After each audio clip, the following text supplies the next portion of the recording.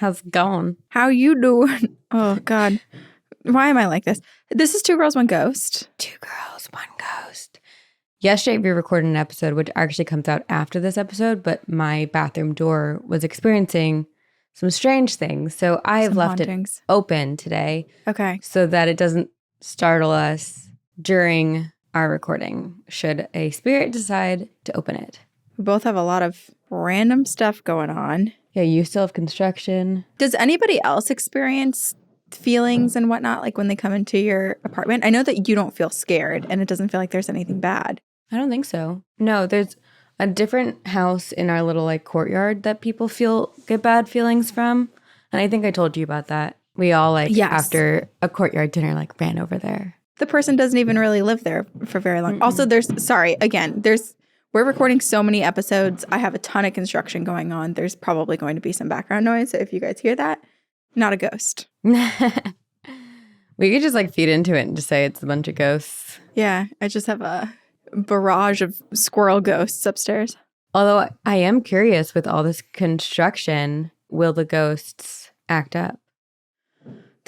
I have been curious about that. I mean, that was kind of one of my theories with the metal rack being, I guess, I don't know where we are because we're recording all out of order. We're recording so many different things, but there was an episode that's either coming out after this or maybe it just came out. I don't know. But I had why can't I never remember the name of it? A curtain rod that was two separate curtain rods right next to each other. And then on opposite ends, the metal was ripped out of the wall and bent down. And I was like, Jesus Christ, are the ghosts mad? Because it was the morning that construction was about to begin. Wait, I dreamt about you again. What was it? So, you know what actually triggered this memory is I was just looking at you talking and I had heard that story before. So I was kind of just staring at you and not paying attention. Well, no, but I was looking at you and I was like, wow, she's so beautiful. And I was just thinking about how stunning you are. Odd thing to say. Well, no. And then it reminded me of my dream. And I'm curious if you're going to notice this. If you start going out to places, my dream was people are just staring at you because they're in awe of your beauty. That happened in your dream? Yeah. And you went to sit in you basically were in multiple places and people just kept looking at you. And then multiple people would be like, you're glowing. You're so beautiful. Talking to you about your pregnancy. And then there was you were sitting at dinner with Brian and this older lady was sliding into the booth, but she kept she went so slowly so she could stare at you the whole time because she thought you were so pretty. I feel like that's never happened to me. So I'm curious if it does. Well, I also feel like you don't go out often. Yeah, and I'm less likely to leave at night these days. I love a good breakfast or lunch. You know, it's interesting that you say this because there was one specific day, not about me, but when I was with my cousin Lainey, and I don't even remember where we were, if we were in LA or Spain or Boston, Portsmouth, we've been all over together. Mm-hmm. But there was one specific day a few years ago where every single person that we passed for the 10 hours we were out and about whipped their heads around to stare at Lainey. And we're like, who do they think you are? Why does this entire area that we're in, the population that's out today, thinks you must look like someone, right? Or there was just an energy that she was giving off that day that people just There had to have been. Because she kept asking me, she's like, you're sure there's nothing on my face? There's nothing weird. We were both noticing. We were walking together. No one's looking at me. Everyone's whipping their heads looking at Lainey. And Lainey's like, what the fuck is wrong with everyone? So yeah, maybe there is some weird energy that will be put off. I'm not sure. I'll let you know if that's a premonition that comes true. Or maybe it was just me being I need to tell Corinne that she's beautiful because I think she's beautiful and I want to remind her. Well, thanks. I feel like everyone is always with pregnancy, people are always so they're glowing. And I feel like every other day has been such a distinct difference where some days I'm oh, I like the way I look. And other days I'm I am the puffiest person I've ever been. And I look like I haven't slept in 40 days. I have never noticed that about you. I really will say, I think you My left eye just perpetually waters now too. Okay, well, my left eye perpetually twitches. So maybe that's why yours is watering. Maybe we're connected. We're tied together. Through our left eyeballs. If we become a powerful coven of witches or duo of witches, if anyone wants to stop us. They have to remove our left eyeballs. Oh, that's where our power That's our lies. silver stake. We just told them our secret. Don't take my eyeball, please. I need it. I would pass out. I'd probably die from fear.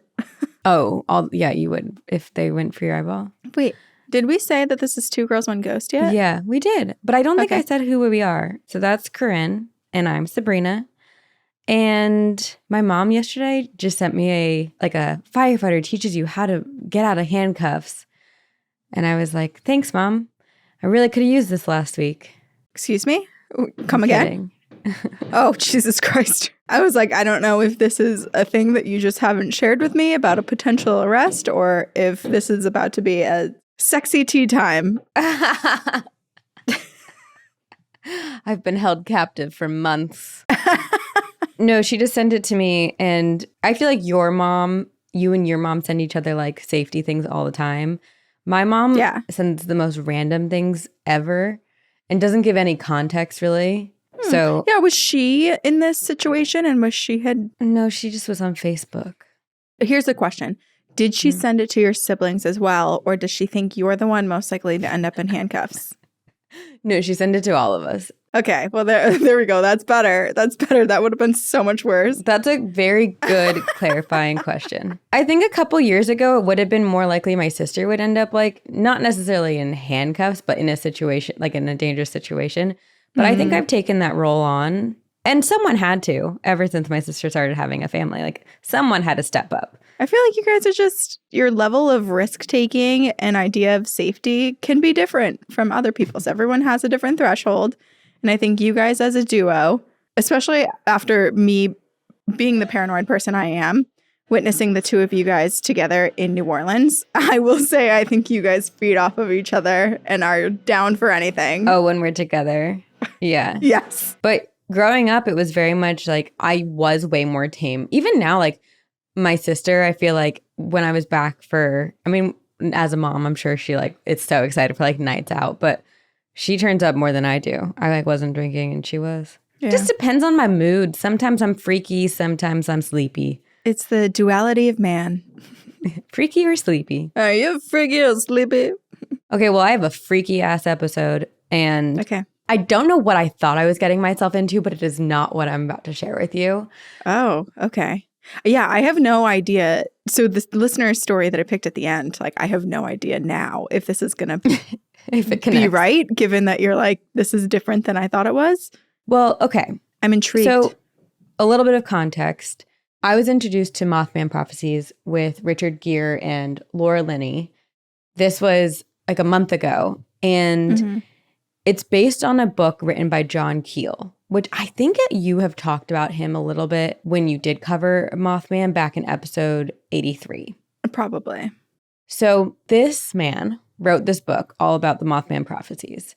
And in the movie, there's this mention of this name. And I was like, who dat? So that sent me like on a whole spiral. I Googled the name real quick and it was like all connected to Mothman. And so I was like, oh, it's got to be Mothman adjacent. Buckle up, everyone. We're going on a ride. Okay. Wow. Okay. I love when you take us into kind of conspiracy land too, because I feel like out of the two of us, you're almost the least likely to have a little wackadoodle moment. Listen, I read an entire, like this could have been a forever episode. It could be a whole season of a podcast because the conspiracies on this are insane. I read an entire book and at the end, they posit this conspiracy that I was like, what the heck? Where did this come from? That I couldn't even, we'll get there. Wait, so this isn't even all of like the whole show, the Mothman Prophecies. This is just one small piece that they mentioned that has all of this. Oh, it's a whole other thing. Yeah. Oh my gosh. Okay, wait, what's the book called? I want to read it. I highly recommend it. The book will be in the show notes, but I'm going to tell you about the book. I don't want to say what it is yet because it gives away some story. So I'm just going to start from the very beginning. Okay. So I'm going to set the stage. It is 1966. And in 1966, there was a really strange phenomena happening in Point Pleasant, West Virginia. It is one that you covered on episode 83. People all over town were reporting sightings of a large man-sized bird creature. And these sightings increased over the coming months and seemed to prophesy something horrible or something terrible coming. Mm-hmm. I'm not going to go into those specific sightings because it's not even about this, but basically all of these events and sightings were caused, and by December of 1967, people started to theorize upon this man-bird creature. Who or what was it? Was it warning people in Point Pleasant? Who was this Mothman, as they were calling it? With the big booty and the rock hard abs. Mm-hmm. Who is he? Who is he? Well, American journalist John Keel sought to find answers. And so around the same time, so 1966, John Keel, who had spent, this man has lived many lives. He was always fascinated by the magical, the surreal, the unknown. He spent years traveling the world. He served in the army. He worked at radio stations, wrote for television, even tried to track the Yeti. He spent a lot of time internationally. And in 1966, John Keel was asked by Playboy to write an article about UFOs for their publication. So he went out to start investigating UFOs and supernatural events. Yeah. In his investigation, he winds up learning about these sightings in Point Pleasant, West Virginia, of this Mothman bird-like creature. And he became so filled with curiosity of these oddities that his article that he wrote for Playboy never got published, but he was like, I'm in this now, and I'm going to continue figuring out what is going on. Also, I want to know why they didn't get published. Like, was there something in there that just felt like where they thought it was going to be just kind of this entertainment piece, and it just became way more real? And so they were like, actually, we need to pass on this because this doesn't feel right for our magazine. Like, what was the reason? I didn't find the answer to that question. I don't know. Or maybe his heart wasn't in it because he ended up, I don't know. Or it could just be a simple answer of like Playboy was like, man, this doesn't actually work with us. They have a bunch of editors. Yeah. One editor wanted UFOs and the rest were like, let's do sex, please. Yeah. I feel like that would have been us. It's like, it doesn't matter. Like, oh, you work for a rock climbing magazine? Let's find a way to talk about Bigfoot or aliens. Like, just trying to make our own interests as part of it. Someone else comes in and they're like, this does not match our brand image. You're like, it does, though. It does. People are interested. There's always a way if you open your heart to it. Okay, so John Keel became obsessed with the Mothman and really wanting to know who he was, what was going on, and investigating these stories. Like, he almost found himself entranced by the Mothman. So he went on to write the Mothman Prophecies, which was turned into the movie that starred Richard Gere. And so, again, this is not about that. This is about someone or something else that while investigating the Mothman, John Keel discovered. Something or someone connected to the Mothman, something or someone just as mysterious and strange. Oh. Indrid Cold. That sounds like a human. It does. I'm going to share these encounters with you in the way that John Keel discovered them. Okay. I'm just going to give a note up front that these took place before, during, and after Mothman encounters. And John Keel was thrown into the midst of it all. He came in contact with Mothman, Indrid Cold. He also coined the term Men in Black because while investigating both of these things, he was visited multiple times by men in black suits who seemed to be trying to coerce or manipulate his memory and thoughts. He was also told many things and warned of impending doom. The Men in Black being involved, just like whenever people mention Men in Black, I just get so much more intrigued because we also just don't understand the Men in Black's role either. Because it feels like they insert themselves, but then they do so little at the same time. So it's like, what's happening in between the visit and everything else? Like, what are we not seeing? What are we missing here? But it does make it seem like, you know, an alarm bell's raised. Like, whatever you experienced it's something. Oh, 100%. I almost feel like Men in Black make things even more suspicious than they need to. Definitely. Okay, so John Keel, during all of this, narrowly escaped with his life. And not everyone else was as lucky. During all of this investigation, John Keel started communicating with the spirit or the entity that is Indrid Cold. And Indrid Cold warned John Keel that on December 15th, 1967, during the White House Christmas tree lighting, the country would experience a countrywide blackout. On December 15th, 1967, John Keel was in his apartment or in his home in New York City watching the White House Christmas tree lighting. And just as the tree was lit, the broadcast was interrupted. There was a tragedy that occurred. It was not a countrywide blackout, but a bridge had suddenly collapsed in Point Pleasant, West Virginia. Point Pleasant, West Virginia, of all places, was the place where all of these Mothman sightings had been occurring for over 12 to 13 months. Jeez. Yeah.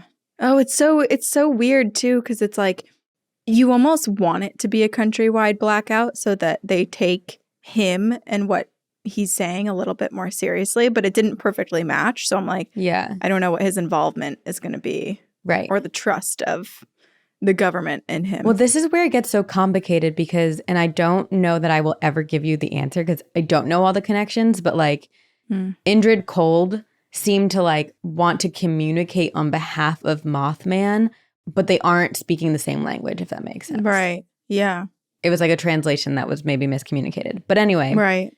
The Silver Bridge, which connected Point Pleasant, West Virginia, and Gallipolis, Ohio, collapsed amid heavy rush hour traffic, unfortunately taking the lives of 46 people. There are some photos that we can show of the bridge collapse. There's no like gory images or anything. It's just the bridge broken.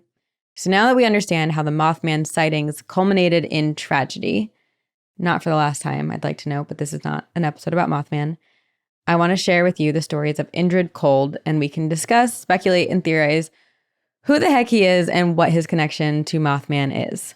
Okay. I'm ready. As John Keel was doing this investigation, he put together some encounters with Indrid Cold. I want to clarify that these are the main 3 encounters that are considered connected to Indrid Cold. There are many, many more. There are so many that you can find online. There are a lot of like Reddit forums that people are like, oh, I experienced an encounter with Indrid Cold.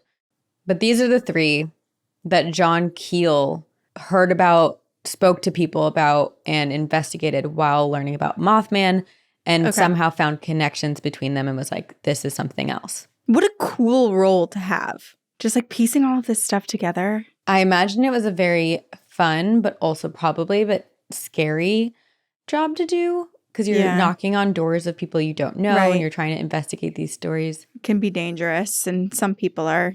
I feel like we've been so lucky in that our community just feels like a community that's excited to just be together and be able to like discuss these things. But we have heard from other people that are also in kind of like the ghost and paranormal world that it does lead to a lot of strange encounters with humans, almost more so than with the paranormal. Exactly. I think humans can be scarier than the paranormal. Yeah. And this episode might prove that again. Okay, so the first encounter predates the first Mothman encounter. It was actually October 16th, 1966.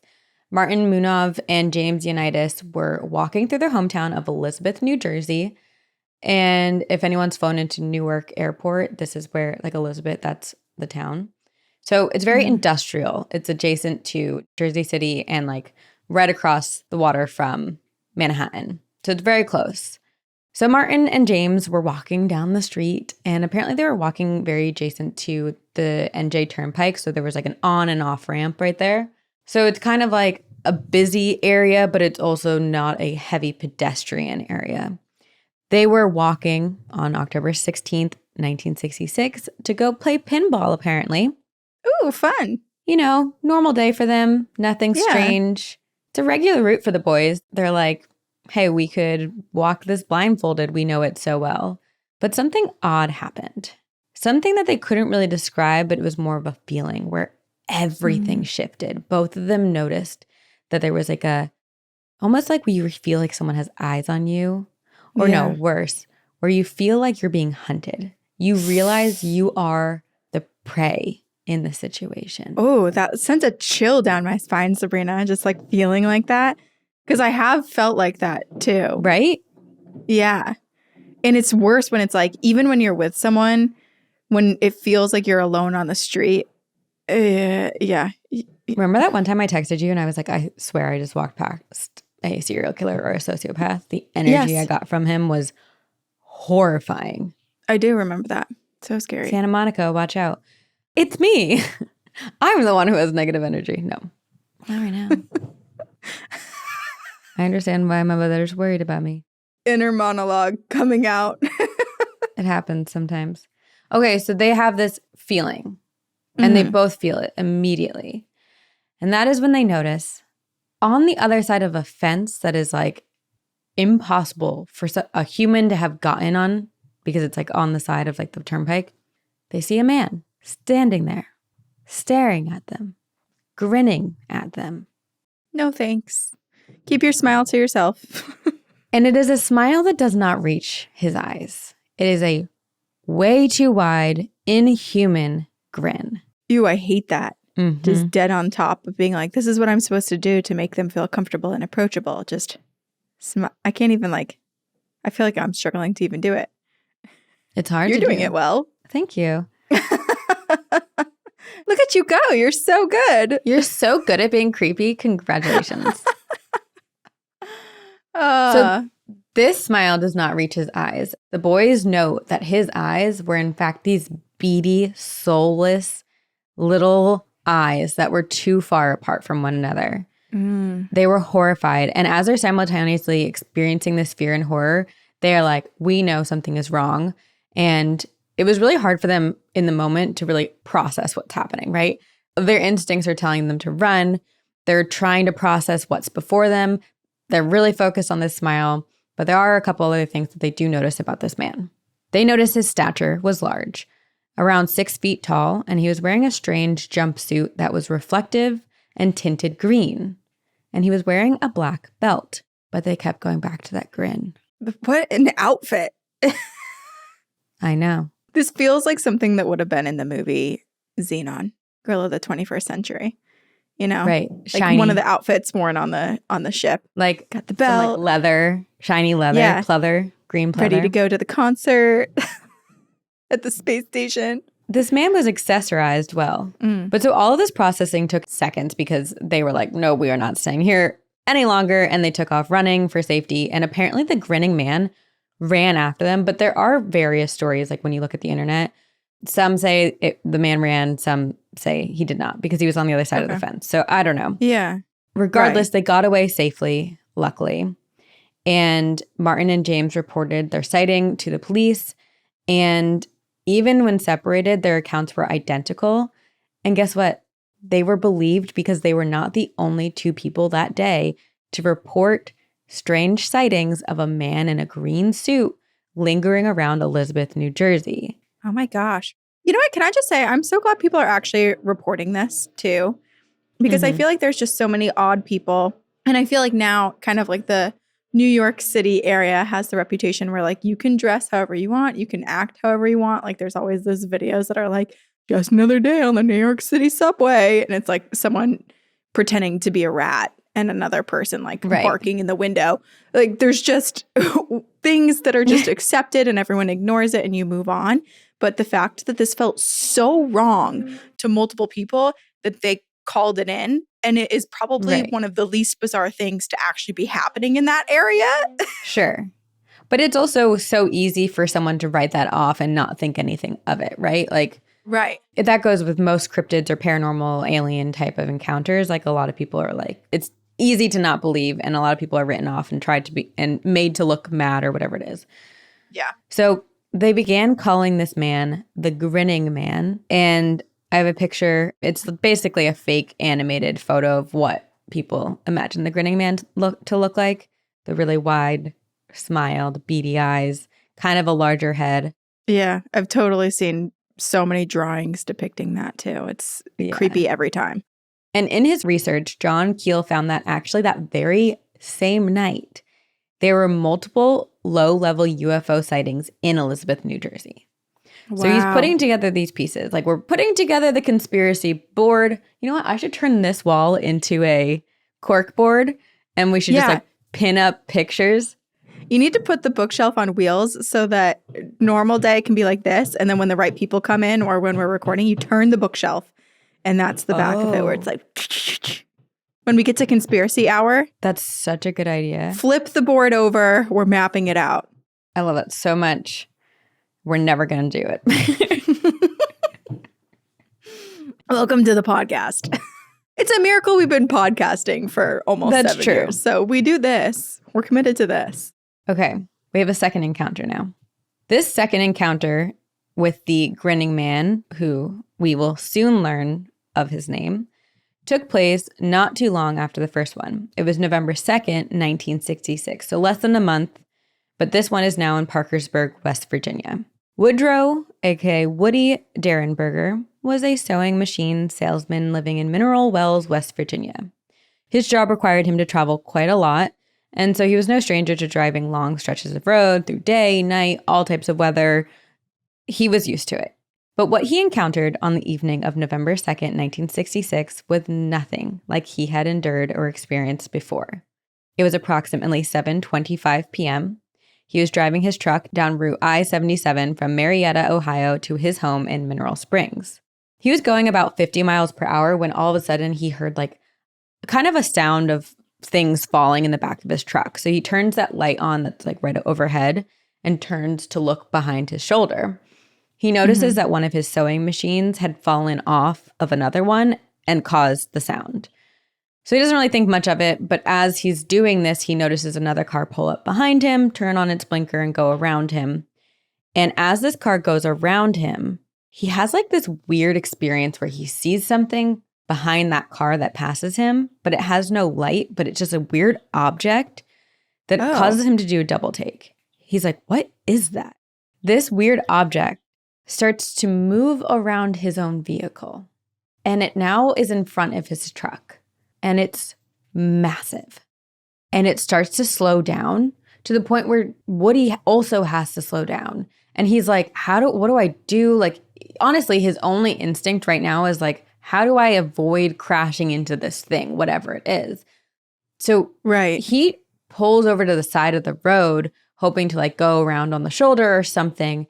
But this object stops, blocking the entire highway.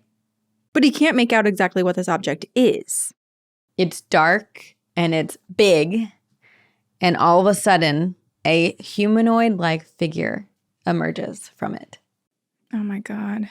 What if this happened to us, Sabrina, when we were doing our drive down the eastern seaboard for our tour? Can you imagine? That would have been kind of cool, though. Instead, we saw baby alligators and signs for lots of strip clubs that people were going to in the middle of the day. Yeah. So this man emerged, and I'm going to read a quote from Woody Derenberger's book, which I'm going to touch upon a lot more. It's such a quick read, and I highly recommend it for people if you want to read it. I think you can also listen to it, but it's called Visitors from Lanalos, My Contact with Indrid Cold by Woody Derenberger. So this is a quote. After the man stepped from the object, I noticed it rose off the ground and hovered a distance from 50 to 100 feet above my truck, the object. So it like went up. Mm-hmm. Both of my truck's headlights remained on, as did the dome lights inside the cab. This strange man walking in front of my truck, I could see him very plainly in the headlights. He had a pleasant appearance and was about 5 feet 10 or 5 feet 11 inches tall, around 180 pounds. His hair was very dark and thick, and it was combed straight back over his head. He seemed to have a very good tan and looked normal in every way. So that was the quote. And apparently he was normal, but he was also wearing shiny green trousers and a black coat. What year was this again? Because I'm just picturing Grease. I'm picturing Danny from Grease, like all the slicked back hair, you know, trying to be suave and tanned. And it's 1966. I'm sure this thing was just copying everyone around him. That is a big theory, is that because when we get to the end of all these encounters, it is one of those things where it's like, how did John Keel connect all of them? And was it like, did Indrid Cold tell him that he was these three things? Because there are a lot of discrepancies and a lot of differences. But I think one piece that I was gathering is that as the encounters evolved, his appearance changed. Like he almost became better at appearing human. So in the first encounter, his head was a bit bigger, his eyes were spread Yeah. wider, his smile was off. This encounter, he's almost had a month now. He looks more traditionally human.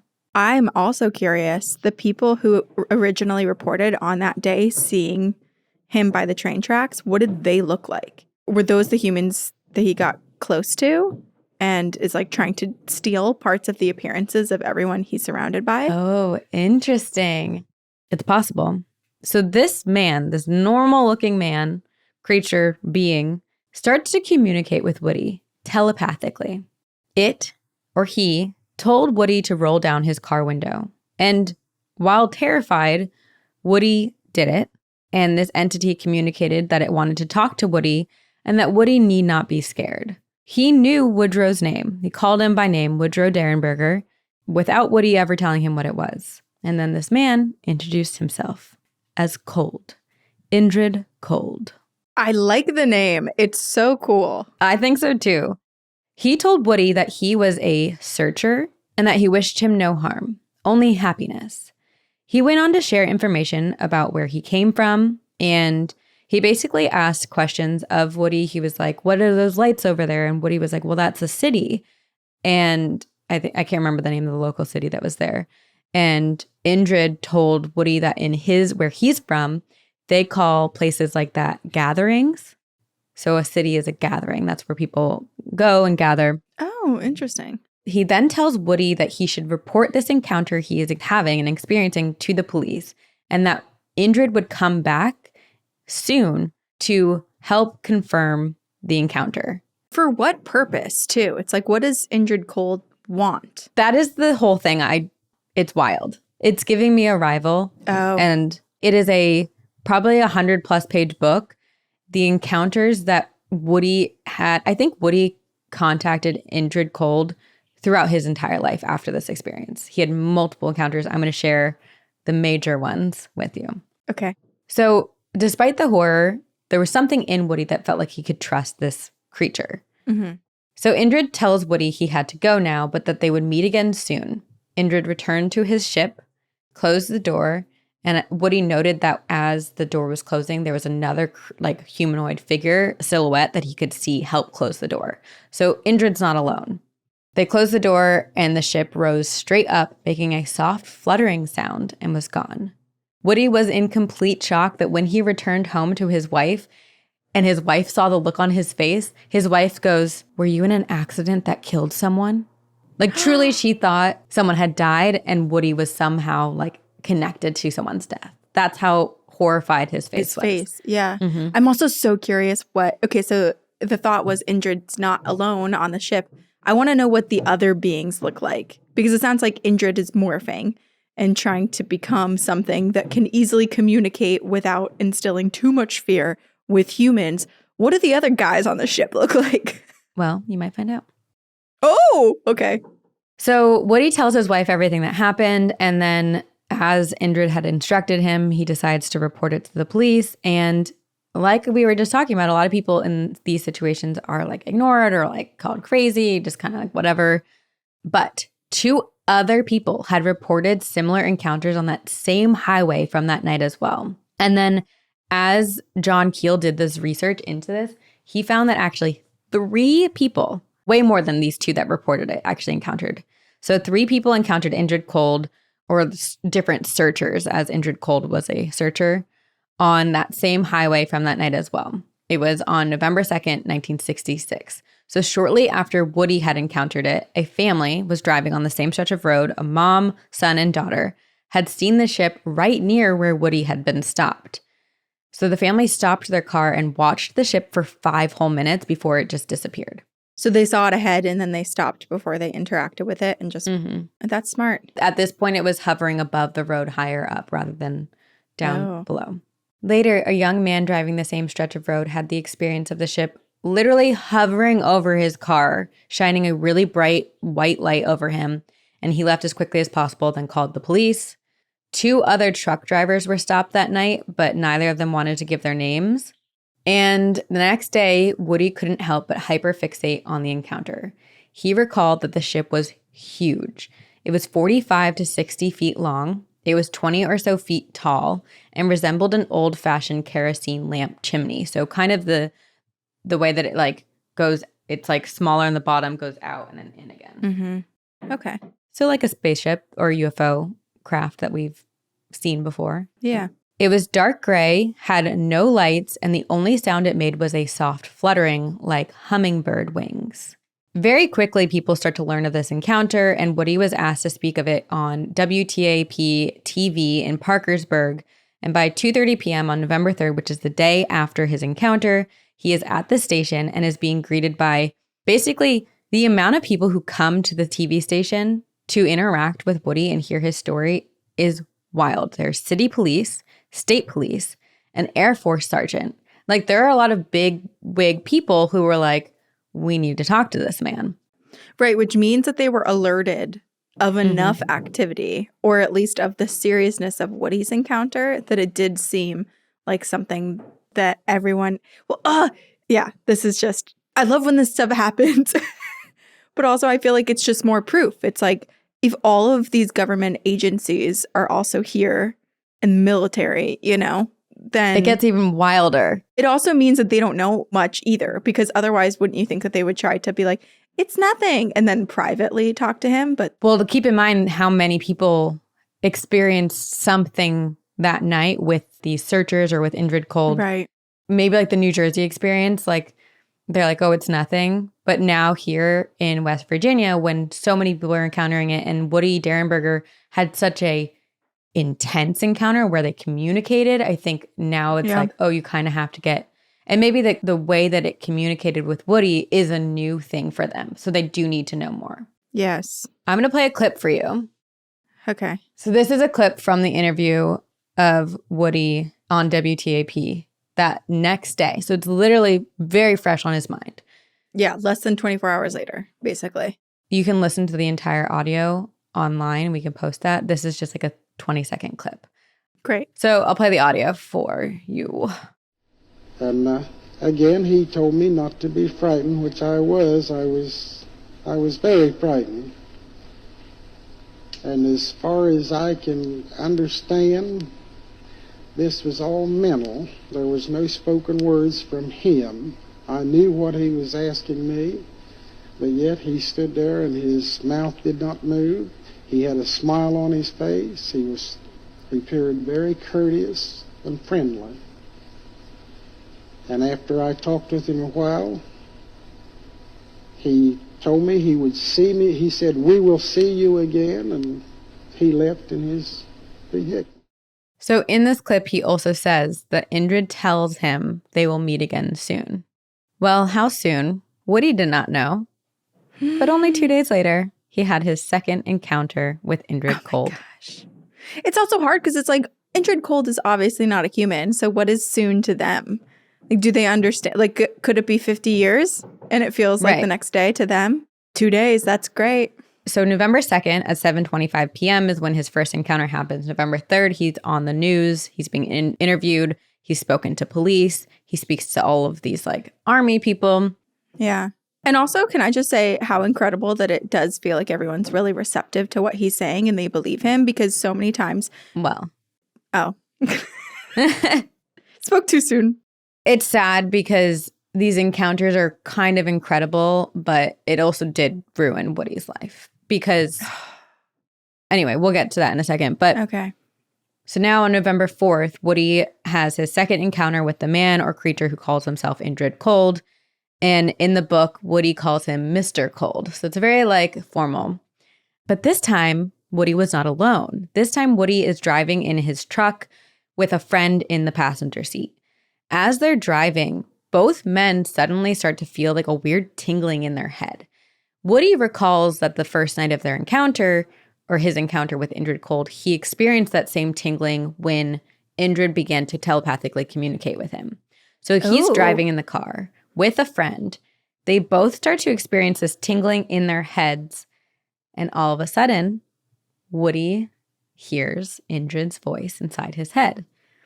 Apparently, the friend in the passenger seat only experienced the like lightheadedness, but oh, so it was like a by proxy. Right. situation for him. He was just in the proximity of the encounter, but it wasn't meant for him clearly because he didn't hear anything out loud. Right. So Indrid tells Woody that he should slow down and drive carefully. But then he informs Woody that his ship is flying directly high above Woody's truck, which I think is really funny that Indrid is choosing to, like, it's almost like Bluetooth telephone call, you know, like Yeah. while you're in the car. Because also the conversation that is about to occur between the two of them, I'm like, why does this have to happen right now while driving? And also, I think it's ironic that Indrid is telling Woody to drive more carefully, but he's the one who's like telepathically communicating with him and distracting him. Yeah. He couldn't wait. He was like, I got to use this new walkie-talkie feature on the ship where I can just tap into this guy's brain. There should be a new law in addition to not texting and driving. There should be no telepathic communication in driving because I feel like that is just as distraction. He starts communicating with Indrid through telepathic communication, and Indrid tells Woody all about where he's from. It's almost like a therapy session that Woody didn't realize he was hosting. Right. This is so bizarre, which again, it's like, what are Indrid's intentions other than just being seen and having someone to talk to? Right. I don't understand it. The one thing that was never clear is like, what is the role necessarily of a searcher? What I think it is that a searcher from the planet that Indrid is from, which I'll tell you about in a second, is to search for humans that they could share their message with to hopefully help Earth live out that message, which is very much like Arrival, right? Like the universal language. Right. And Yeah. so he tells Woody that he's from a planet called Lanilos that was located close to the galaxy Ganymede, and that the planet was practically the same as Earth. There were woods, fields, oceans, streams, and similar animals and plants, but also many different animals and plants. Their planet has 3 seasons, not 4, and their people have a life expectancy of 125 to 175 Earth years. So it doesn't feel that different. Like, it does feel like we could develop into that direction. Well, you'll hear more in a second. Well, especially with global warming, we might have 3 seasons soon too. Winter be gone. Or we might need to move to Lanilos. But Yeah, pick us up. Indrid is using a lot of like Earth language to help Woody understand it. Mm-hmm. So Indrid tells Woody that he's married too. He has a wife whose name is Kimi, and they had 2 sons. One was 8 and the other one was 11. So cute. So they're basically babies because if they live till they're like 175, 8 years old is so... They've got... I wonder how quickly they develop too. Like, what is 8? Because I'm picturing an 8-year-old human, but like, is 8 actually like a 6-month-old child? No, I mean, because it's not that drastic of a difference. Like, our life expectancy, yeah, it's on 125, but people live to 100, you know, like. But is he human or is he a different species? You know? I don't know what type of species they are. But I think they're of human origin. A hybrid. They might be hybrid. Or they've just evolved because of the landscape that they live on. So Indrid tells Woody all this information and then is like, okay, I got to go now. Thanks for listening. I'm going to break communication and I might feel weird for a second. And so he like warns Woody the communication is going to be broken. Communication is broken. Woody doesn't really feel weird because he feels exhilarated. He's like, what is happening? This is wild. Also, can I just say, I picture, because it sounds like his planet is so lovely and he just came here to give a message. And obviously they have the power and ability to move either through portals or bend time because they're not even from this galaxy. So they bend time. The travel difficulties would be extreme for us and actually impossible in our current moment in time.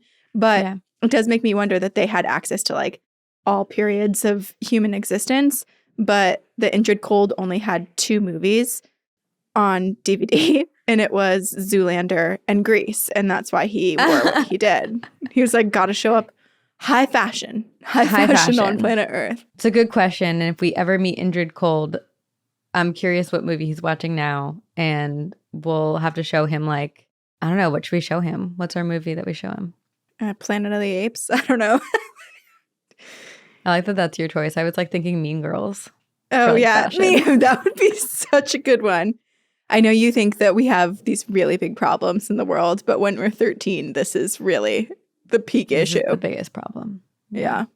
Okay, so Woody's like exhilarated. His friend sitting in the passenger seat, this tingling in his head now goes away. And he's like, what the heck just happened? Woody can hardly explain what happened. And he's also so confused that he's not sure how to tell anyone. So he doesn't report this incident, but he does report it to the National Investigations Committee on Aerial Phenomena in Washington, D.C.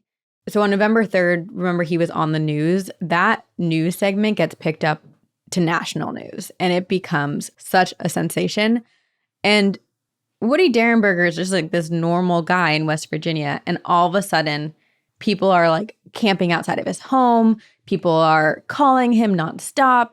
His life completely changes. He can hardly go do his job and sell sewing machines because everyone knows his face and everyone knows his connection now to this alien encounter. I mean, this is reminding me of the Pascagoula alien abduction, where the two people who were abducted, one person's life felt like it was ruined for 20 years, and the other person just allowed everyone to think whatever of him, but he just continued to like there's two different reactions to having that energy. People either double down or they try to run from it because it's extremely uncomfortable and you didn't ask for this. Yeah.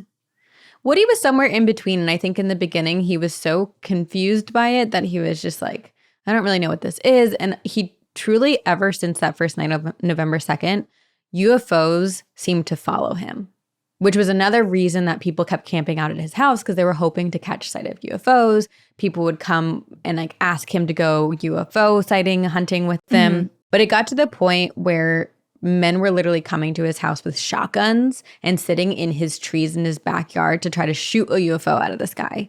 So I think at this point they had two kids, a 7-year-old son, Charles, and a 3-year-old daughter. And these two kids are now, I mean, all of their lives are being changed, but their 7-year-old is being bullied at school. Both kids start having terrible nightmares. They're always anxious because there's all these strangers just like parked outside of their house. And it got to a point where Woody and his wife were like, we need to do something. We need to call the police. They called the police, but there was only so much the police could do. They literally had to move multiple times. Because people just kept finding them. Yeah. And it completely altered their lives. By 1970, tensions within the family were so fraught that Woody and his wife ended up getting a divorce. It's terrible. Also, it makes me question the people who are doing this. It's like, after hearing this story, what part of you thinks that you can just easily sneak up on this ship and this person and shoot them? Right. People don't care about the people. They care about like their own story, right? Yeah. So the book goes into a lot more detail about the multitude of encounters that Woody has had, but I'm going to share a couple that I think are pertinent to understanding Indrid Cold. And then also, I do think it's important to note that following the events, Woody was interrogated so heavily. He went through intense investigations. Both, like, there were heads of government that interrogated him, the head of NASA, John Keel, et cetera, et cetera. Like, there's, in one of the chapters, he talks about how for 5 days he was interrogated. 5 days straight. Wow. Well, my question for him, and I don't know if you saw this in the research, but was this mostly a conversation where he was just being told things and accepting them, or was he asking questions in return and getting answers? No, he was being asked the questions, and he does make a note I mean with him and Indrid Cold. Like, did he have actual answers and intel to share with other people? Yes. Or was he just repeating everything Indrid told him? Because it's like, how did they get there? How did they travel there? Like, if I were NASA, I would want those things answered. Yes, I will answer some of that because, like I said, there's so many encounters and there's a lot more that happens with Woody and Indrid. But basically, the 5-day interrogation that he talks about in the book, Woody recalls that, so all the people who were interrogating him were asking questions, like basically asking every question you're just asking, trying to figure out everything and make sure that Woody was not withholding anything. So when Woody was telling them about the story, Indrid was like, oh, I'm from the planet Lanalos, which is near this galaxy Ganymede. He registered that the people interrogating him knew of Lanalos. He picked up on this like weird behavior on the people who were interrogating him, and he was like, I think they know this information already. Like, I don't think this is new information. This makes me question what part did they know? Like, did they already have intel from other encounters that had mentioned Lanalos? Or was Indrid Cold using the words that like we had already associated with Yeah. certain galaxies and planets? And I so don't maybe know. that was like recently discovered and named or something. And everyone's like, holy shit. That's the hard thing about, I mean, all alien encounters is that we don't know what the government knows. We're never going to know what the government knows because they're playing it close to their chest. But what I found interesting is that in Woody's book, so basically these people who were interrogating and interviewing Woody did every test possible to like get him like a clear bill of mental health and like health. Just basically they were trying to make sure this was not a crock of shit. He went through so many tests. He had like a psychiatrist from the government come test him. He passed everything. But for some reason, like in the files, there are certain documents that the government refused to put in the files. So in the book, you can see he has all of the doctor's notes and like documented like medical bills and things that he went through for proving that he was sane in the back of the book. And multiple people who he encountered, who interrogated him or like did medical tests on him, had then had encounters with Indrid Cold. What in the world? It's almost like they were trying to discredit him, you know? Like they want, and I understand if you're the government, you probably get so many fake reports that you do want to go through all of this effort to make sure you're getting an accurate account. Well, and maybe it's really scary too if you get so close to the truth and you're realizing that someone else is learning things that are supposed to be top secret. Maybe it's like a big effort to discredit him for that reason. Right. Because it's like, oh shit, this isn't something that's just like a random alien abduction or someone communicating with an alien once or twice. Like this is someone who's getting some legit intel.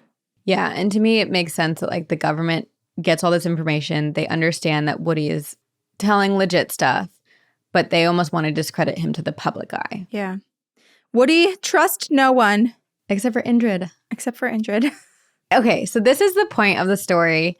And keep in mind, this is only like the second encounter. I mean, it's the most thorough encounter that anyone has had with Indrid Cold, but there's like three main ones, considered main ones. And this is beautiful because Woody and Indrid become like the best of friends. So cute. The third encounter that Woody has with Indrid, Woody is coming home late from work, and this is also before he left Mineral Springs. So he's still in West Virginia. He's still married with his kids. He comes home late from work and finds Indrid with a friend, Carl with a K, sitting, waiting for him on their back porch. Is Carl human or is Carl like Indrid? Carl is like Indrid, and I'm not sure. I think they both look very similar. I'm not sure, but different. So like similar to how you humans are like similar shapes, whatever, but we're all features are different. During this visit, Indrid and Carl, and it just to me, it's a very like philosophical, like let's smoke cigars on the back porch and talk about life conversation. Right. Indrid's like, I don't understand the concept of hate. Woody, will you explain it to us? So like Woody tries to explain it, and Indrid is like, in our planet, hate doesn't exist. There's only the concept of like love and appreciation, and that there's no discrimination. They tell Woody that they're very similar to humans, but have spent more time studying space and learning how to conquer gravity, bend distance, time, and space.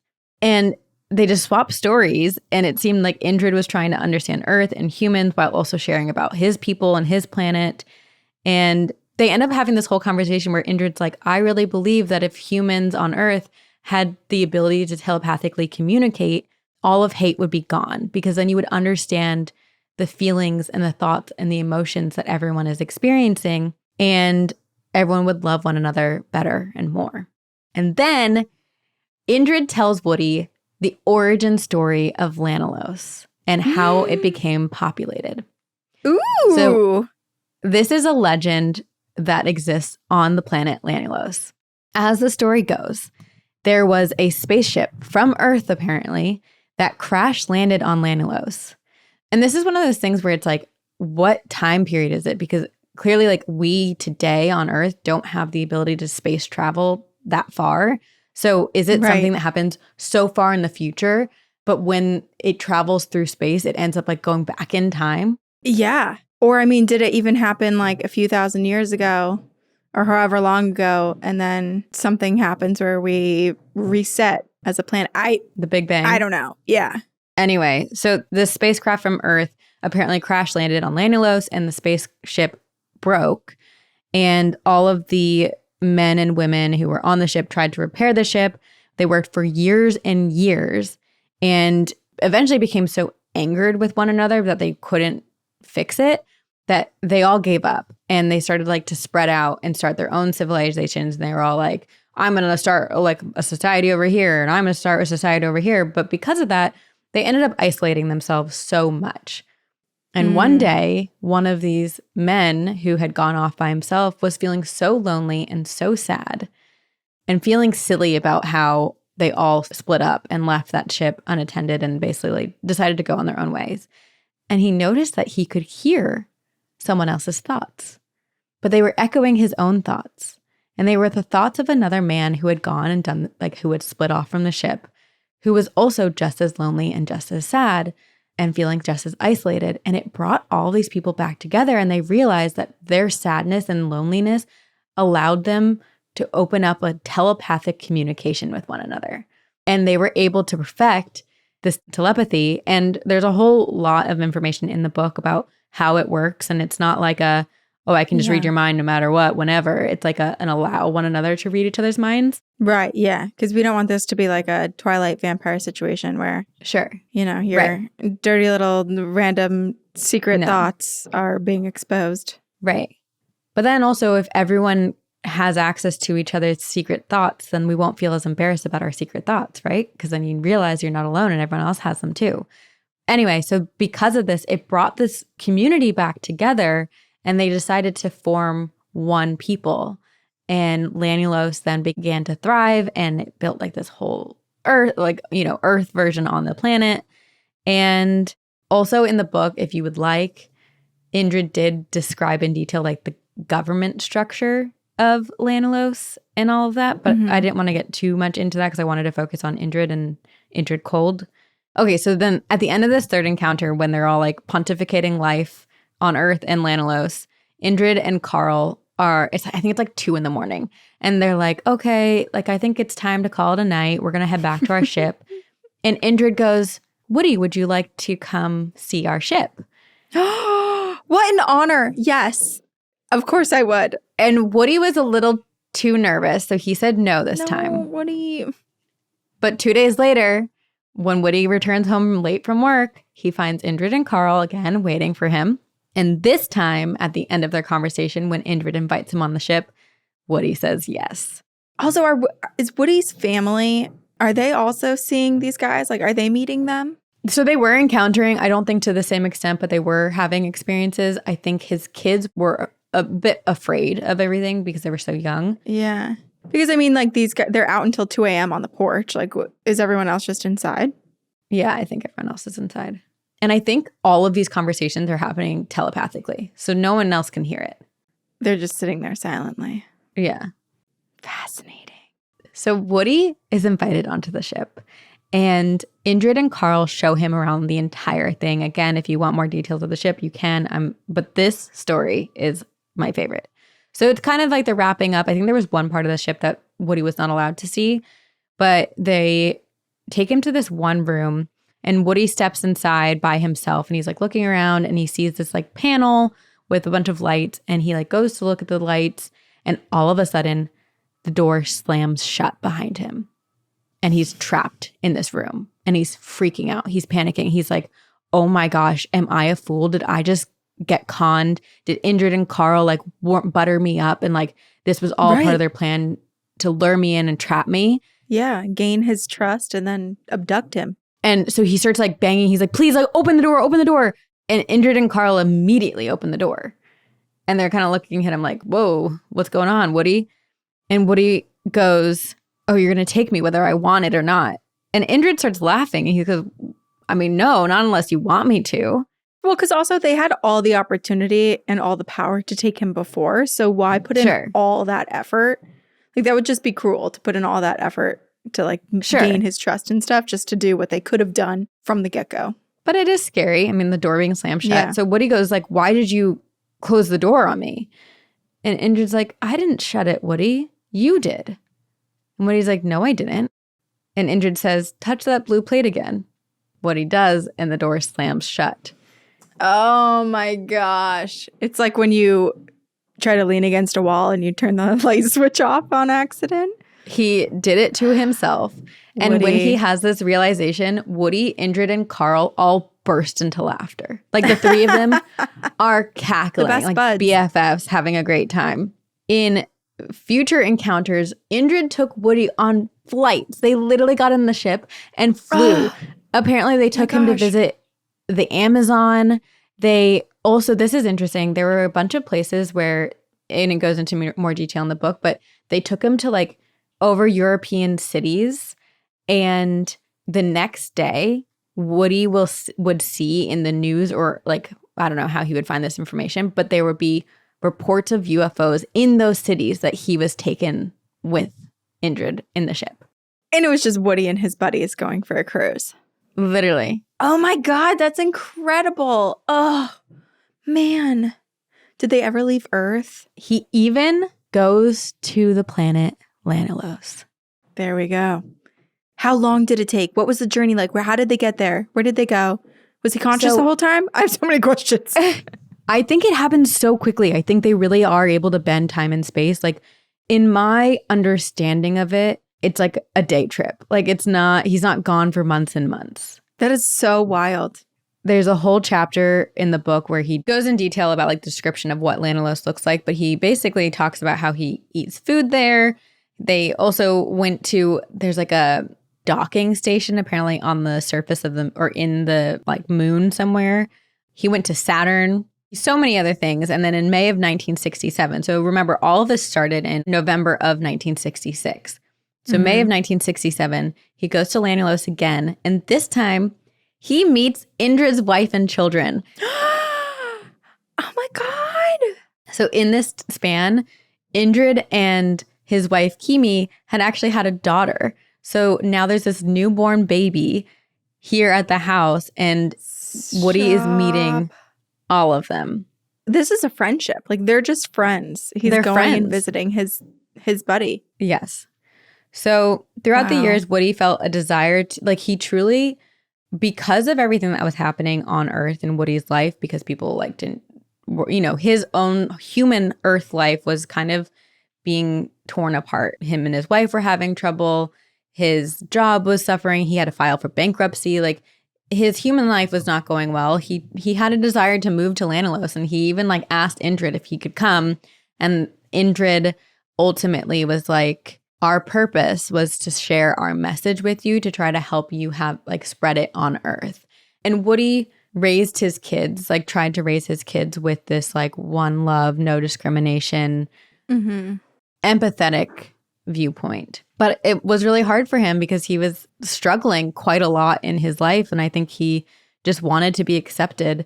And when he went to Lanalos, he felt what he wanted, you know? So it was this desire to go there. But I do wonder if there was ever conversation in Lanalos or on Lanalos about basically abducting is not the right word, because I think it would still, they're a type of people that they would want volunteers, but like to come to Earth and be like, we'll take a quarter of the population and bring them to Lanalos for some time to learn our ways and like have that love. Basically, like, can you have an internship on Lanalos? And they just like do it, and eventually they grab everyone and put us all back on Earth, and then we all, like, that solves everything. like, instead of going to college, we go to Lanalos. Yeah. Everyone goes to Lanalos. I feel like everyone should spend like their first 5 years of life in Lanalos. I feel like it would make sense, because then it's like eventually the entire population of Earth will have either been to Lanalos or raised by someone who's been to Lanalos. And so it will just be, you know, that's peace on Earth. We are Lanalos now. Oh, now I want to go to Lanalos. Right? Where's the program? Indrid, take me. Indrid, we have a pitch for you. Okay, so basically that is Woody, and there's more encounters that Woody has with Indrid, but that is in summation, Woody's experience, Woody Derenberger's. And so now I'm sure you're wondering, what the heck does this have to do with Mothman? What does this have to do with the first encounter and John Keel? Well, these are very good questions. I do want to get back into that, but first, there is an entire chapter in Woody Derenberger's book that is called Funny Things.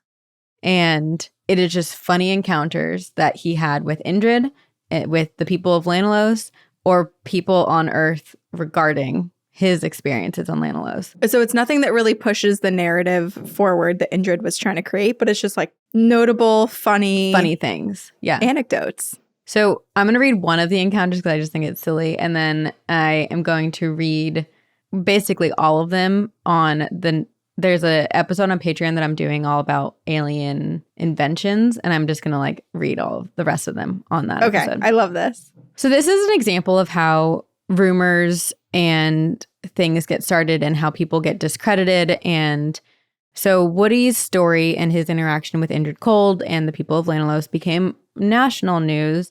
And somehow a rumor began that on the planet Lanalos, men got pregnant, not women. And somehow that evolved into people thinking that Woody was pregnant. He would get calls. He would get letters. He would have people show up at his door asking him about his pregnancy. When he was at Lanalos, like when he was on that planet or on planet Earth. That he basically was impregnated when he was on Lanalos and came back to Earth and was pregnant and would deliver a baby. Okay. So for the most part, Woody would be like, where are you getting this information from? This is not true. I am not pregnant. That is not the case. Women have children. It's the same. But there was one time he was like at a grocery store and a woman kind of like comes up to him very bashfully and she's like, I have a question, but I'm kind of embarrassed to ask it. And he's like, no, like, please ask it. And so she goes, is it really true that you're pregnant? And Woody decides to say, yes, ma'am. She's like, you're kidding. How will it be delivered? And he says, well, I don't know. They just told me that when it's time, they would take me to Lanalos for delivery. And he truly played off this whole conversation, never told her he was kidding. She left fully believing he was pregnant and would be taken to Lanalos to have a baby. If you get asked so many times, I feel like you do just end up, you're like, whatever, right. I'm just going to fuck with a few people here. But like I said, this experience did not make life easy for Woody. There are a lot of critics, a lot of interrogations, and a lot of people who even made death threats to him and his family. Horrifying. John Keel seemed to be the one man with an interest of trying to understand rather than prove, criticize, or disprove. It was more of like let's learn about this information and figure it out. And so together, John Keel and Woody Derenberger actually found other people who had said that they had been to Lanalos. They went around, they would interview these people to try to understand. And there was one man who had said he had been to the planet where Mr. Cold came from, and he could detail things about the ship and about the planet that Woody had never told anyone. So there were some encounters that they had with other people who they're like, oh, it's very possible there are other searchers out there, because Indrid Cold is one of many, that are befriending other humans and taking them to their planet. Yeah. But Keel was very curious about the evolution of Indrid Cold and, again, his connection to Mothman, because simultaneously he's learning about all these Mothman things, and this is all happening within the time frame of October 1966 to December of 1967, when the bridge collapses. So as he's having these encounters, he gets in contact with Indrid Cold, who starts to tell him about a tragedy that's going to occur. And he's kind of giving him these warnings. Yeah. There was one moment where Indrid Cold telepathically is like, to prove that he could communicate telepathically and like read people's minds. I think John Keel goes like, what's in my pocket? And he's able to like, Indrid Cold is able to say exactly what's in his pocket and answer all of these things that John Keel has never told people. But so this is how it starts to get connected to Mothman. And it seems like his appearance is transitioning, kind of like we said with like the first encounter in New Jersey. He looks different. And with Woody Derenberger, he's a little bit more normal. His smile is more human in appearance. And then more and more theories of Indrid Cold start to come about. There is a third sighting of Indrid Cold that occurred in Point Pleasant, West Virginia, which is the same place as the Mothman sightings. And there is a family called the Lilly family, and they were experiencing what they thought was a poltergeist spirit. There were a lot of lights turning on and off, things would move, and the youngest daughter, Linda, started to see a man with broad shoulders and a grinning face standing over her bed, staring at her. I have no idea how John Keel pieced it together that this encounter that the Lilly family was experiencing was Indrid Cold or a person from Lanalos. Mm-hmm. But he did, and I don't know if that's because Indrid Cold told him that or what. It makes me question, are all of the like Grinning Man encounters and stories, are they people from Lanalos? Well, this brings up a bigger question because it's like these three encounters that I've shared, the New Jersey, the Woody Derenberger, and the Lilly family, are considered the main three encounters with Indrid Cold. Woody Derenberger's is obviously the most elaborate and the most experiences that have occurred with Indrid Cold. But there are a lot more stories from all over the world with seemingly insignificant details that John Keel has kind of put together to connect to Indrid Cold.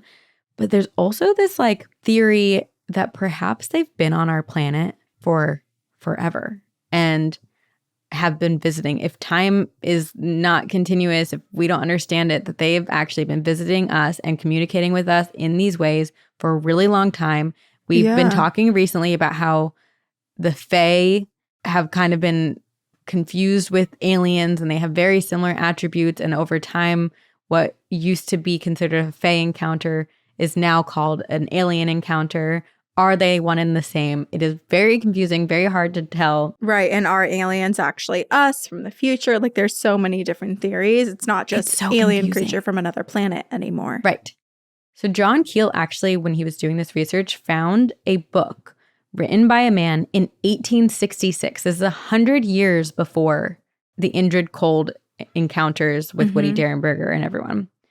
1866, a man named William Denton from Massachusetts wrote a book all about his own encounters, and it is almost a mirror image of everything that Woody Derenberger experienced 100 years later. Stop. I got chills again, like all over my body. I know.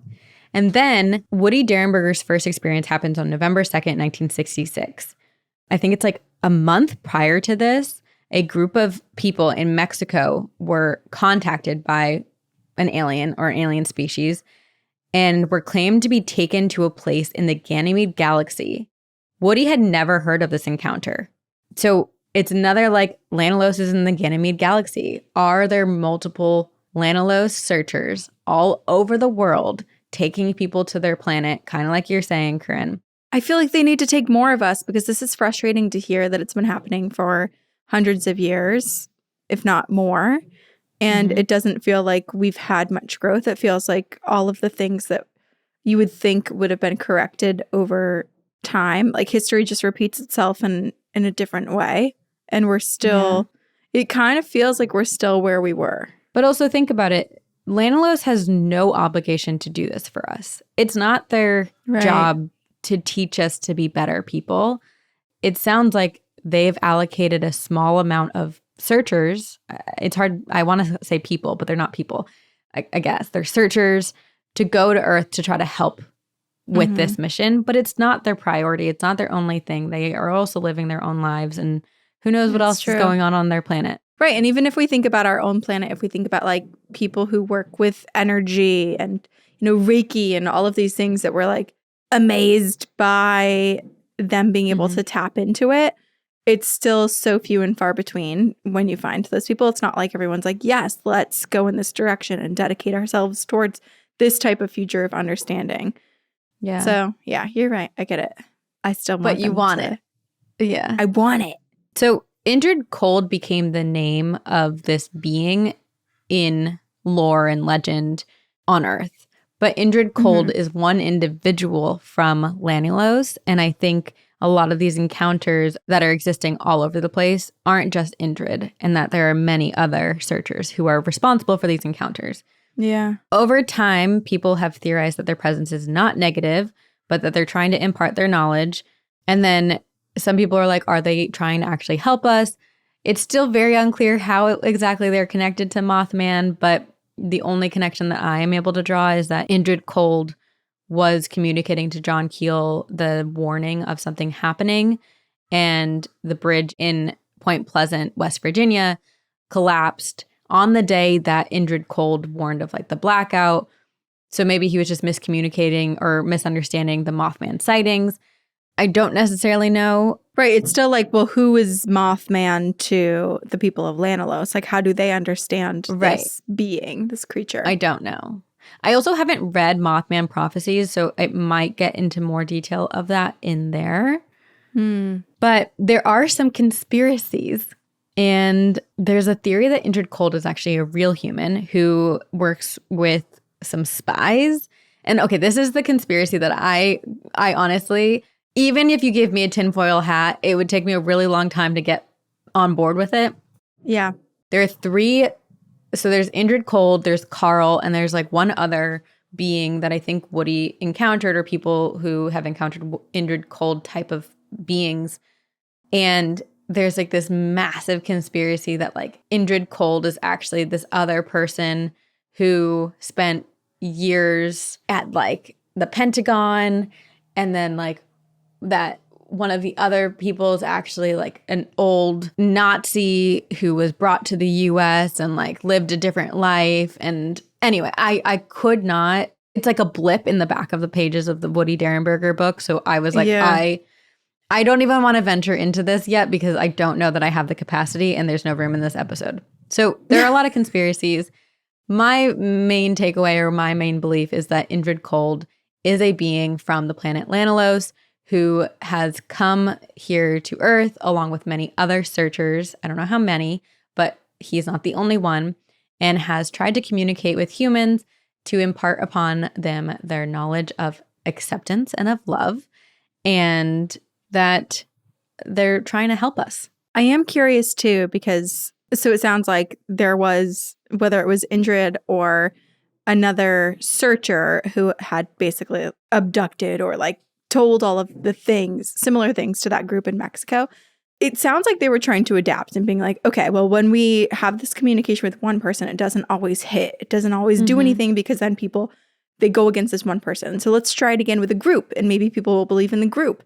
And so I am curious about like how people responded to the group. It's just one of those things where it's like, will we never truly accept what is in front of us because it alters our reality. And so even if there's 500 people who experience something all at once because you yourself didn't, there's so many people like that who will be like, well, I don't believe that. I don't want to think about that. Those people are making this up. I mean, think about it today. This is my only comparison I can do.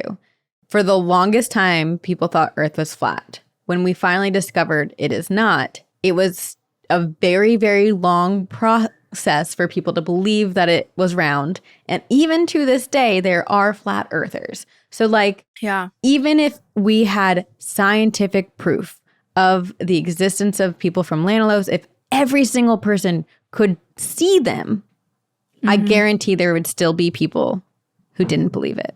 Right. It's kind of like crop circles. Like we grew up with the mystery of crop circles. I really want to do an episode on it. I will one day.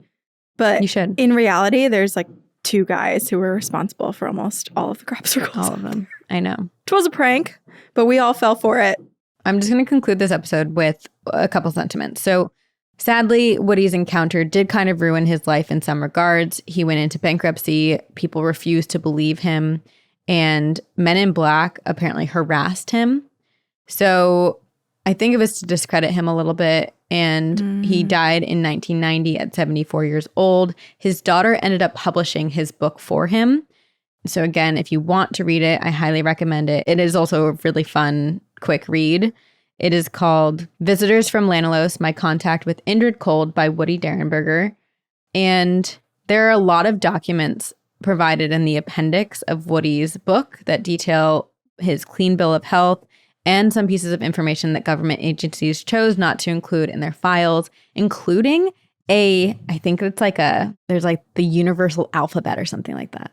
And if you want to learn more about those wild conspiracies, you are welcome. It's also in the appendix. Oh, intergalactic alphabet. Whoa. I'm going to memorize that. It kind of looks like web dings. It is a little bit.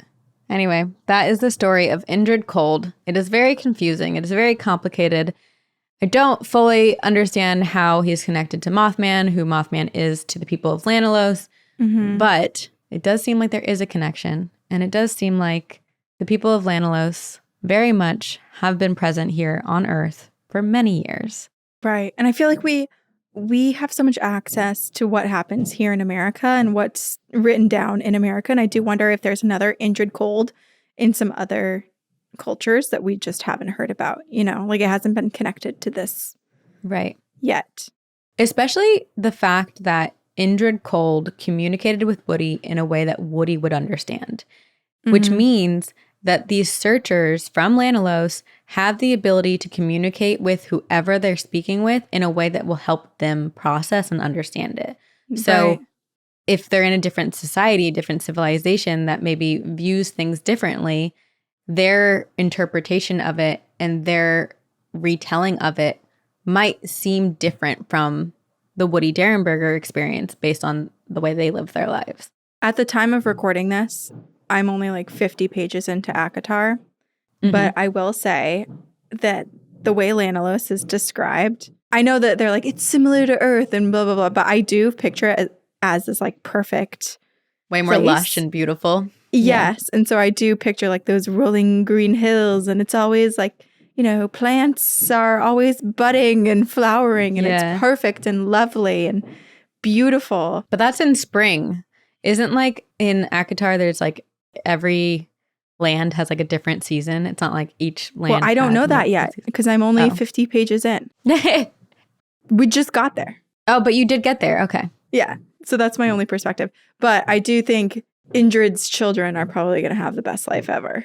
Sounds like everyone there does. Yeah. Well, I wonder if they've taken over the family business and if any of them are searchers now.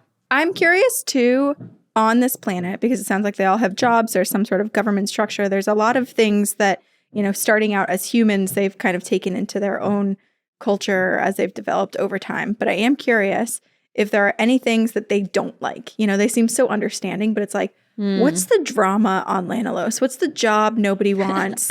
Is there one person where they're all like, oh my God, that's the one kind of like outcast of Lanalos? Interesting. What are they like? See, it's so sad because that is such our human perspective. But what if like there truly is a place where it's just that perfect. Is not even a concept? It could be imperfect in other ways. Like they could have issues that they need to deal with, but it's not at the expense of another person. But I want to know what those issues are, you know? And like, do they look at them as a perspective of like, is there any sense of dread where it's like, oh, this is a problem that we haven't fixed? Or is it just so matter of fact that there's no emotion? Because there has to be some sort of like, oh God, I don't know. Because that's our human way of processing, but because we don't know. Yeah, but if it's all love and rainbows and butterflies, do you even experience it as being love and rainbows and butterflies if you never have the other emotions? Well, I don't think it's love, rainbows, and butterflies. I think it's just like understanding. So can't they understand that they don't like something? What do they? I need to know what they don't like. Are they allergic to anything? Like, do you have allergies? That's a question. Because I wouldn't like that. Oh, that's a good question. I bet there's allergies. Okay, so I will say, if any of you do come in contact with people from Lanalos and you are introduced to someone named Conrad Cold, Connor Cold, or Camila Cold, those are the kids of Indrid Cold. Ooh, I do like the name Camila. Might steal that if I have a girl named after Indrid's kids. It's spelled Kimila because Indrid's wife's name was Kimi.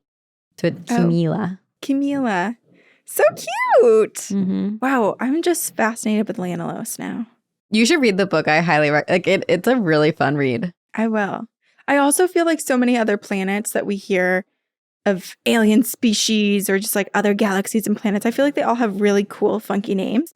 Do they think the Earth is a really cool, funky name? Like, do they think we have a cool name? The Milky Way galaxy, like, do they think that's cool? Or are they like, wow, they're bad at naming things. Well, it's also interesting because Ganymede Galaxy is the name that we've given it. Like the fact that they honor that as well. Do they, or do they have a different name for it? And do they have a different name for Earth? Or do they call it Earth because we call it Earth? Well, I guess it's like if we think about planet Earth as it is today, like there's certain countries that we as English speakers call a certain name, but it's not that in their own country. That's true. Which is so dumb if you think about it. Why do we have an English word for a name of a place? Yeah, the place should be the place. Like, let's all just learn how to pronounce the places until we get to New Zealand. And then it's real tough. What is it in their language? Oh my gosh, the Maori language is so interesting. It'll be like 15 syllables long. I struggled while I was there, but I freaking love that culture so much. I've never been. I would love to go. If I haven't already lived a life as a Maori person, then I hope in my next life I get to. Okay, I hope so too. Or would you rather that or Lanalos? They're so similar. Either. I want both. Okay. And I think I'll live a few more lives. Whichever one comes first, I'm down. Okay. You won't be picky. Okay, I have a short one, but I'm actually glad that I picked this email because it does remind me of like the very first part of this episode that you shared. Okay. Because this is called Encounter with Men in Black. Oh. Hello, guys. My name is Bren, and since I've talked to you guys once before back on your Discord server after you guys got done with your Campfire Stories live stream, I do remember telling you guys about my alien abduction stories and alien encounters, but that was way back in 2021.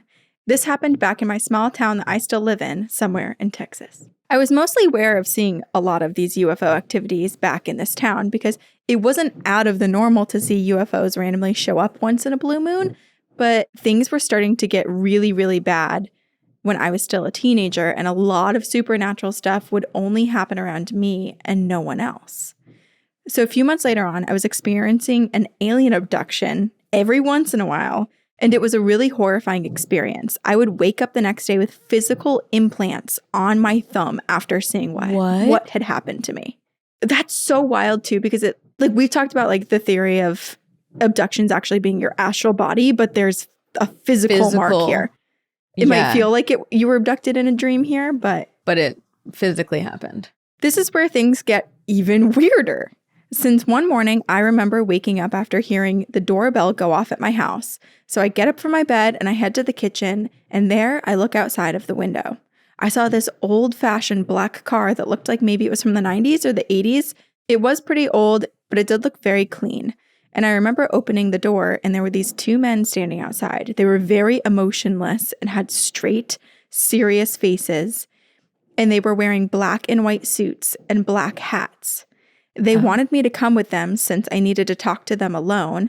And I had a feeling that this would happen to me, that someone would show up and ask me questions about all of the UFO activities that I was experiencing. I did go with them, and after I got done talking with them, they told me not to tell anyone what I saw or what they told me. Bren, why are you telling us? Bren, I think this is risky business. So after that day, I did stay quiet about it. But I do have a few more stories, and I can share those with you guys. Yes, please. From Bren. Bren is telling us everything and nothing all at once. It's like, I know. We don't actually get the details. I get that. That's scary. We just know that Bren was abducted, had proof, Men in Black came. I feel like we need to meet in person so Bren doesn't have to like write it all down. I know. I'm so curious. Bren, tell us your small town. We'll be there. We'll show up as ladies in white and we'll defeat the Men in Black. That would be so interesting. I feel like that would really confuse them. Maybe enough that like maybe they would think we're ghosts and they would be like, oh, don't worry about those people. They've already passed on. And then we get to listen in the whole time. They already know what's going on. Sorry, can you repeat that? I didn't hear that. Can you put subtitles on? There was a piece in the Woody Derenberger book that talks about how, I guess, Indrid Cold had indicated a different type of alien species that were responsible for like the Betty and Barney Hill abduction and some of the more like probing like abductions that are different from. Yeah, some of the ones that are really scary. Right. And there's not a ton of detail, but it does sound like these encounters that Brent is having are more of the probing, non-Lanalos kind encounters. Right. Like Bren has what I can only presume is like a tracker of some kind, either on them or like it's measuring something. I don't know. Also, how many times has Bren woken up feeling like they've been abducted? Right. And Oy. how big of a hot spot for alien activity is this? Right. Because it's somewhere in Texas. Texas is freaking massive. So it's like, it could be anywhere, but how much is it kind of on the Arizona, New Mexico side of Texas? We should phone a friend, as in Bren. Bren, let us know. We need more details. We understand the Men in Black told you not to tell, but like, But we need to know. could you? Can you? Will you? What would happen? What did they say May would you? happen if you did tell? Can you take the risk? Yeah. Are you willing? Stay tuned, folks. We'll find out. Well, what a fascinating story. I'd never heard of Indrid Cold. Me neither. And I had no idea it was so alien heavy, but I'm here for it. I loved it. I love this too. I've never said that I want to be abducted by aliens, and I stand by that. But Indrid is some sort of other hybrid situation, and I would love to spend some time in my backyard with Indrid. Right. It sounds like he loves a good backyard chat. So maybe that's possible. And then Yeah. maybe one day I'll get to go to Lanalos. I'll pick you up on the way. And if it happens for you, Thank Sabrina, you you. need to pick me up on the way. Of course. Of course. Okay. Well, thank you everyone for listening. If you have any encounters with Indrid Cold or know anything else about Indrid Cold and Mothman or anything paranormal, really, please email it to us at twogirlsoneghostpodcast@gmail.com. If you would like episodes 1 week early and ad-free, and if you would like bonus episodes every month and campfire stories, join us on Patreon. It's one tier for $5 a month, and you get access to all of that and so much more. You can also rate and review on wherever you listen to podcasts, Spotify, iTunes, iHeartRadio, wherever. And follow us on social media. Thank you all for listening. Thank you to our editor, Jamie, who edits our video and our audio. We're so grateful for you. And thank you to all of you for listening. And we will see you on the other side. Very spooky.